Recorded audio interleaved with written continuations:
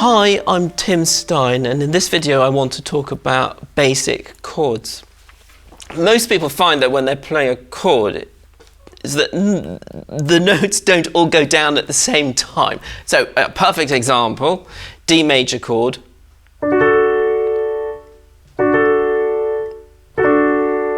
Chords are often wobbly. What are you supposed to do with a chord? How are you supposed to practice them? Well, the most important thing is always, as I've said before, when you're practicing anything, is to do it really slowly. Now, some very simple exercises that I would do when approaching a chord of any description is to practice your broken chords, and a very simple broken chord pattern which you can take from a grade 1 or grade 2 book. For example, in this case, broken chord of A minor. Well, the broken chord will sound like this.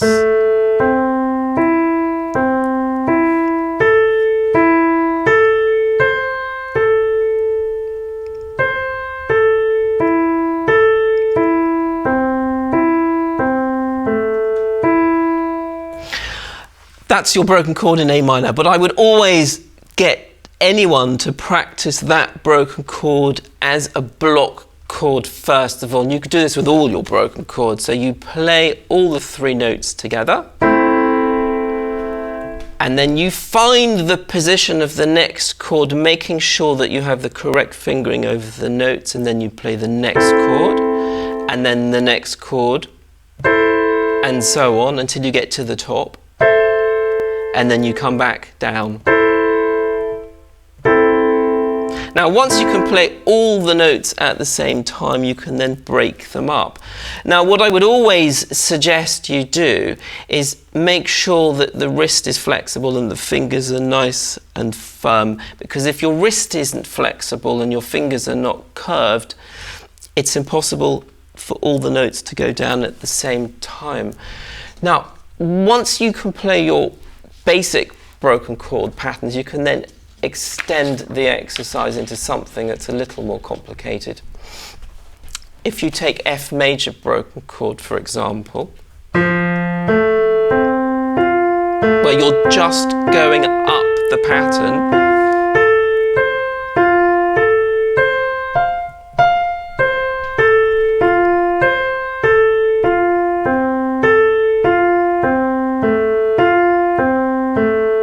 the tendency is to try to stretch over as many notes as you can, and I often see students do this, and I see them doing it in arpeggios as well. So for example, you've got your basic 4-note chord pattern,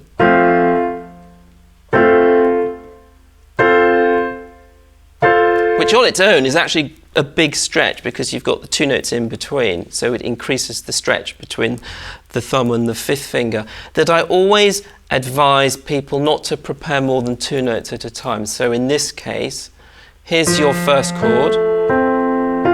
So you just prepare the first 2 notes,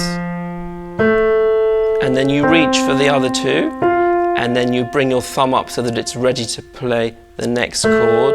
Prepare the 2nd finger, and you reach up to the 4th finger, and then you prepare the thumb for the next chord, 2nd finger, and then you bring the thumb up to the first note of the next chord, prepare the 2nd finger, and so on. Always with a good firm touch and a flexible wrist, and then you can do the same exercises in the left hand as well. And once you're able to play your chords with a good structure, which is what I call it, so that you're, as I say, you know, a nice rounded hand, firm fingers, flexible wrist, you can then move on to more difficult chord exercises. I've actually written out another exercise which is still based on basic chord, so in this case C major.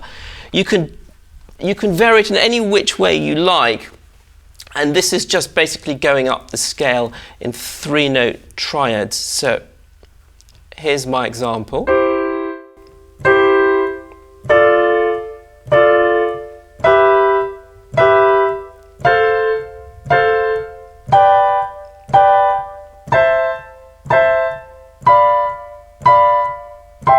And here the most important thing is that you're over all the 3 notes of the chord. Fingers are firm, nice rounded hand position, trying to make sure that all the notes go down at exactly the same time, and then you can just copy the same exercise in the left hand. So for example,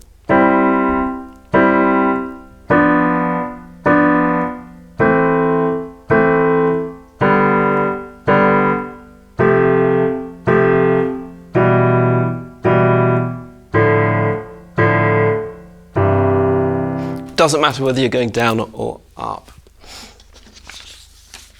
So in conclusion, when you're playing a chord, make sure that you know your fingering. That's the most important thing. Fingers have to be secure. You have to maintain a flexible wrist, good hand position.